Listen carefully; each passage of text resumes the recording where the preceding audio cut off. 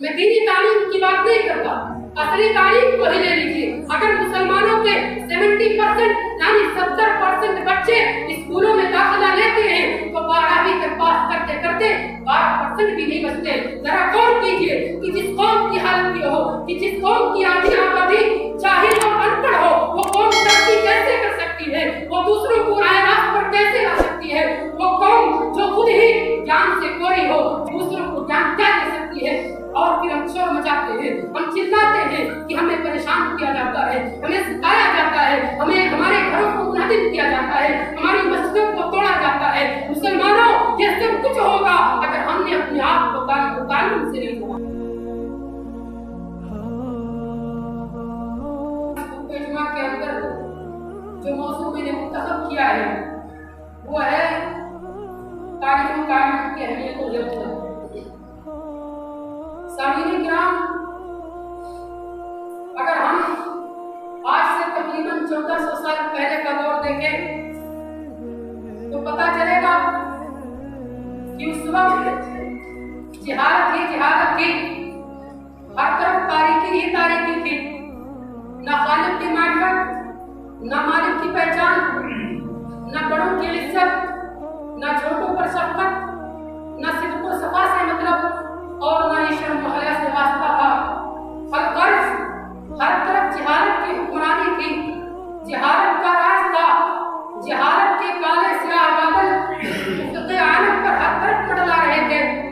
کیسے گھنگھور بھٹا اور تاریخ جہالت کے عالم میں اللہ رب العالمین نے اپنے نبی آخر الزمان کو مکہ کی سرزمین کے اندر بھیجا اور آپ علیہ السلام پر یہ وحی نازل کی، اقرأ باسم ربک الذی خلق، خلق الانسان من علق، اقرأ وربک الاکرم الذی علم بالقلم، علم الانسان ما لم يعلم۔ یہ نبی پاک صلی اللہ علیہ وسلم آپ پڑھیے اس رب کے نام سے جس نے پیدا کیا، خلق الانسان من علق، جس نے انسان کو خون کے لوگڑے سے پیدا کیا، اقرأ وربک الاکرم، آپ پڑھیے آپ کا رب بڑا ہی کریم ہے، الذی علم بالقلم، جس نے قلم کے ذریعے سے علم سکھلایا، علم الانسان ما لم يعلم، انسان کو وہ باتیں بتلایا، انسان کو وہ باتیں سکھلایا جو کہ وہ نہیں جانتا تھا۔ سامعین کرام، یہ ابتدائی وحی کی وہ 5 آیتیں ہیں جن کے ذریعے سے اسلام نے لوگوں کو تعلیم و تعلم کی اہمیت کو بتلایا اور اس کی افادیت سے آگاہ کرتے ہوئے اس سے جڑ جانے کی تلقین کی اور یہ بیان فرما دیا کہ لوگوں، تمہاری کامیابی و کامرانی، عزت و سربلندی اور فلاح و بہبود کا اگر کوئی راستہ ہے تو وہ یہی تعلیم و تعلم کا راستہ ہے۔ کیا آپ نے سورۃ البقرہ کی آیت نمبر 30 اور 31 کو نہیں پڑھا جس میں اللہ رب العالمین نے حضرت آدم علیہ السلام کی تخلیق کا واقعہ بیان فرمایا ہے؟ اللہ رب العالمین نے ارشاد فرمایا، انی جاعل فی الارض خلیفہ، کہ میرے فرشتوں میں دنیا کے اندر اپنا جانشین بنانے والا ہوں۔ فرشتوں نے کہا، قالوا اتجعل فیہا من یفسد فیہا ویسفک الدماء ونحن نسبح بحمدک ونقدس لک۔ فرشتوں نے جواب دیا، اے پروردگارا، کیا تو دنیا کے اندر ایک ایسی مخلوق پیدا کرنا چاہتا ہے جو زمین کے اندر جا کر کے فساد برپا کرے گی، جو زمین کے اندر جا کر کے قتل و غارت کرے گی، جو زمین کے اندر جا کر کے خوریزی کرے گی، جو زمین کے اندر جا کر کے ایک دوسروں پر ظلم و ستم کرے گی؟ اللہ رب العالمین نے کہا، اے میرے فرشتوں، انی اعلم ما لا تعلمون، میں وہ جانتا ہوں جو تم نہیں جانتے۔ چنانچہ اللہ رب العالمین نے حضرت آدم علیہ السلام کو پیدا کیا اور آپ کو زیور تعلیم سے مزین کیا، آپ کو بہت ساری چیزوں کا علم سکھلایا اور پھر فرشتوں کے سامنے پیش کیا اور کہا، اے فرشتوں، بتاؤ کیا تمہارے پاس وہ علم ہے جو حضرت آدم علیہ السلام کے پاس ہے؟ فرشتوں نے کہا، اے پروردگارا، ربنا لا علم لنا الا ما علمتنا، اے پروردگارا، ہمارے پاس تو بس اتنا ہی علم ہے جتنا تو نے ہمیں دیا ہے، جتنا تو نے ہمیں سکھایا ہے۔ چنانچہ اللہ رب العالمین نے جو علم حضرت آدم علیہ السلام کو عطا کیا تھا، اس علم کی وجہ سے حضرت آدم علیہ السلام فرشتوں پر غالب آ گئے اور اللہ رب العالمین کے حکم سے فرشتوں نے حضرت آدم علیہ السلام کا سجدہ کیا۔ پتہ چلا کہ یہ علم ہی ہے جس نے انسان کو مسجد ملائک بنایا، یہ علم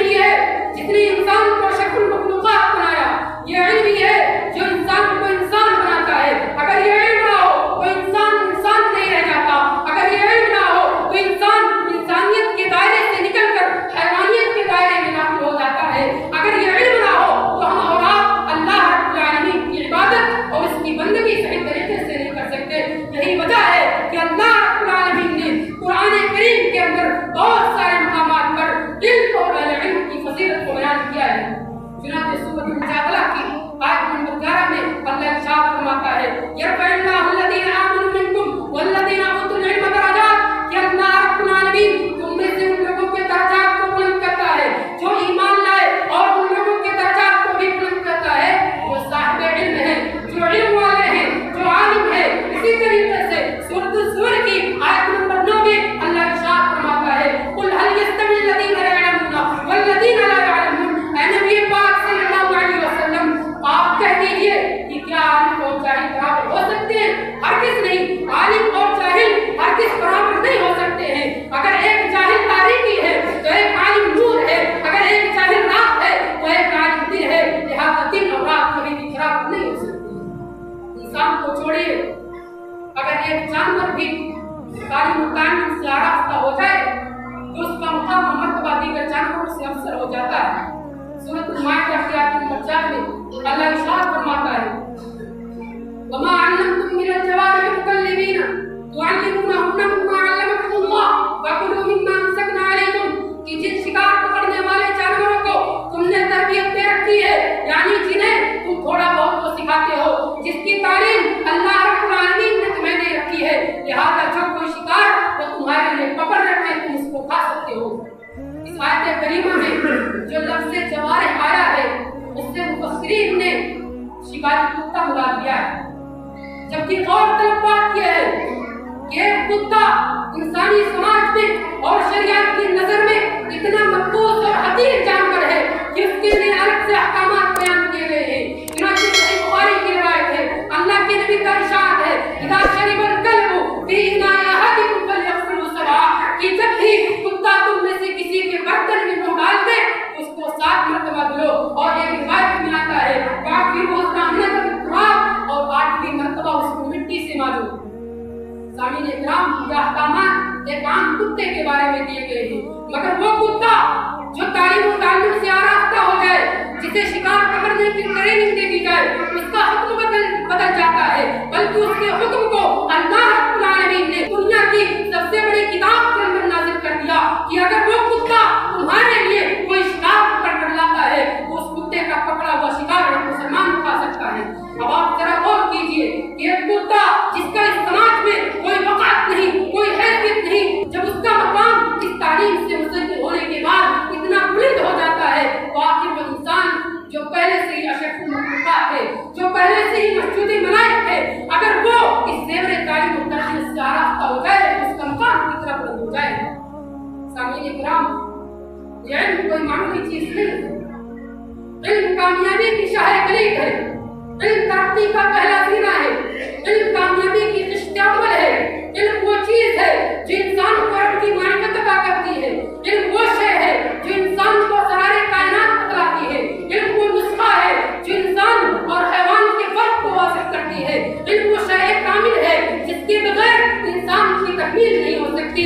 इल्म वो चीज़ है जिसके बगैर तरक्की का तसव्वुर नामुमकिन है। चुनांचे यही वजह है कि असलाफ़े किराम ने इल्म की अहमियत को समझा और इल्म को ओढ़ना और बिछौना बना दिया।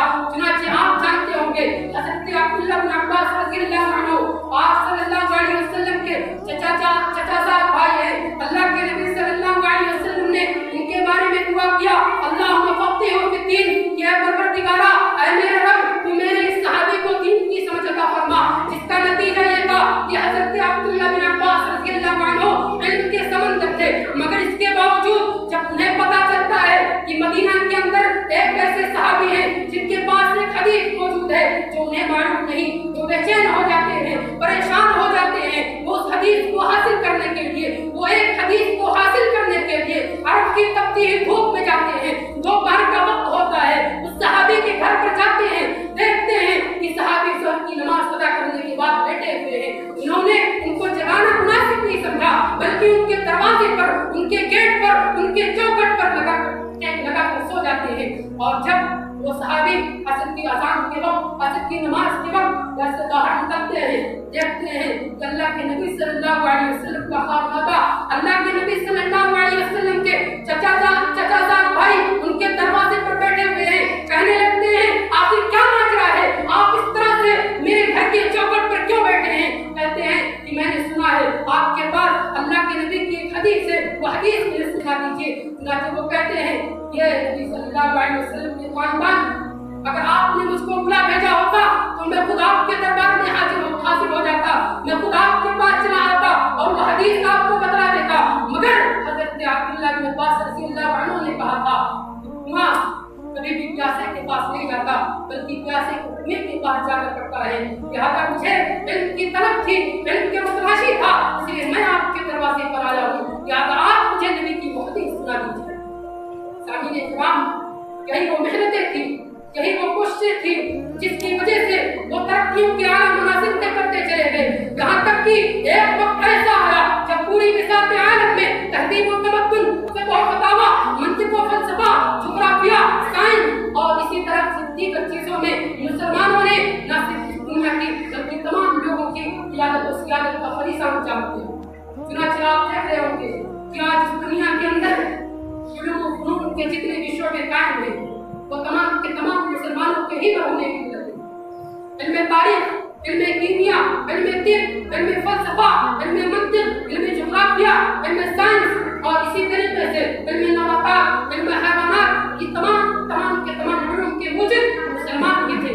तारीख पढ़िए, आपको पता चलेगा। तारीख के अंदर आता है इस दुनिया के अंदर सबसे बड़ा फ़लसफ़ी अल-फ़ाराबी था। इस दुनिया के अंदर सबसे बड़े मौर्रिख़ इमाम इब्न जरीर अत-तबरी रहमहुल्लाह थे। इस दुनिया के अंदर सबसे बड़ा रियाज़ीदान अबू कामिल और इस्माइल दोनों मुसलमान थे। और इसी तरीके से सबसे बड़े जुग़राफ़िया का अल-मसऊदी थे, जो कि तमाम के तमाम मुसलमान थे। इस दुनिया के अंदर सबसे पहला तोप अल-किंदी ने इजाद किया था। इस दुनिया के अंदर सबसे पहले हवा में उड़ने वाली मशीन और ऐनक का शीशा याक़ूत की फरनास ने इजाद किया था। इसी तरीके से रॉकेट बनाने वाले हसन अज़्ज़ाजा थे। और इसी तरीके से इस दुनिया के अंदर सबसे पहला बहरी बेड़ा हज़रत अमीर मुआविया कायद ने मुसलमानों ने शुरू किया था। और इसी तरीके से बुलंदों वाले इमारतों को आने वाहिद में मलबे का ढेर बना देने वाले मुंजनिब के मूजिब भी मुसलमान ही थे, जिसे बाद में यूरोप के लोगों ने आगे बढ़ाया और इल्मी खयानत और इल्मी चोरी करते हुए इन तमाम चीजों को अपने साइंसदानों की तरफ मंसूब कर दिया। मगर आज अफसोस के साथ कहना पड़ता है कि मुसलमानों ने अपने असलाफ की तारीख को फरामोश कर दिया और हर चीज में अखियार के मुहताज बने बैठे हैं। न उन्हें दीनी उलूम से कोई दिलचस्पी है, न साइंसी और बशरी उलूम से वाक़ियत है, न जीने का सलीका है, न मरने का तरीका है। बड़े ही अफसोस के साथ कहना पड़ता है कि अल्लाह रब्बुल आलमीन ने जिस कौम को इस दुनिया के अंदर भेजा था ताकि वो लोगों को रहनुमाई करे, ताकि वो लोगों को तारीकी से निकाल कर रोशनी की तरफ लेकर आए, ताकि वो लोगों को ज़लालत और गुमराही से निकालकर हिदायत की तरफ लेकर आए, आज वही कौम तारीकी में डूबी हुई है। आज वही कौम ज़लालत और गुमराही में डूबी हुई है। आज वही कौम मुस्तक़बिल को रोशन कर देने वाले तालीम से दूर होती जा रही है, जबकि दुनिया की दीगर कौमें तालीम से लेस होकर दुनिया की क़ियादत और सियादत को, दुनिया की हुक्मरानी को अपने हाथों में ले रही है, चाँद पर कमेंटे डाल रही है। आप हैरान हो जाएंगे अगर मैं बताऊं तो आपको पता चलेगा इस दुनिया के अंदर, इस हिंदुस्तान के अंदर अगर आप गौर करेंगे तो मुसलमानों की तादाद आपको पढ़े लिखे बहुत ही कम तादाद मिलेगी। मैं दीनी तालीम की बात नहीं करता, असली तालीम को ही ले लीजिए। अगर मुसलमानों के 70% यानी 70% बच्चे स्कूलों में दाखिला लेते हैं तो 12वीं के पास करते करते 12% भी नहीं बचते। जरा गौर कीजिए कि जिस कौम की हालत ये हो, कि जिस कौम की आधी आबादी जाहिल और अनपढ़ हो, वो कौम तरक्की कैसे कर सकती है? वो दूसरों को राह रास्त पर कैसे ला सकती है? वो कौम जो खुद ही ज्ञान से कोरी हो, जो ज्ञान से बेबहरा हो, वो दूसरों को ज्ञान क्या दे सकती है?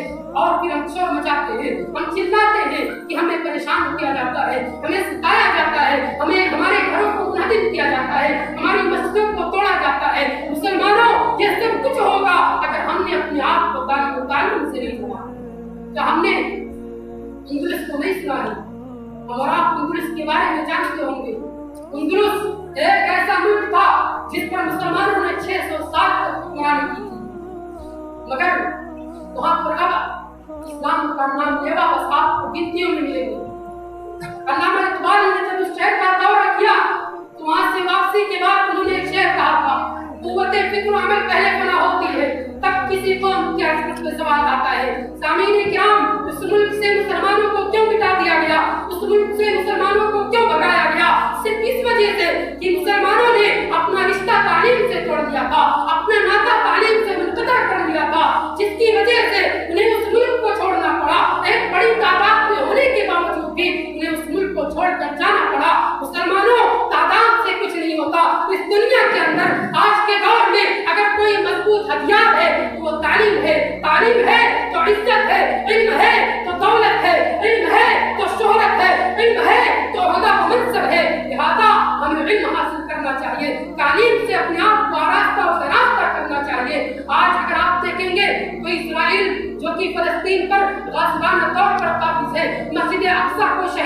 चाहता है। गजा के मुसलमानों पर तरह तरह के जुल्म और सितम ढा रहा है, बच्चों को कत्ल कर रहा है, औरतों को बेवा कर रहा है। या इस्राइल जो फलस्तीनियों पर जुल्म और सितम कर रहा है, आज इस दुनिया के अंदर उसी की हुक्मरानी है। इस दुनिया की बात तो उन्हीं के हाथों में है। दुनिया के अंदर बड़े बड़े औहदों पर उन्हीं के लोग फायज हैं। क्यों?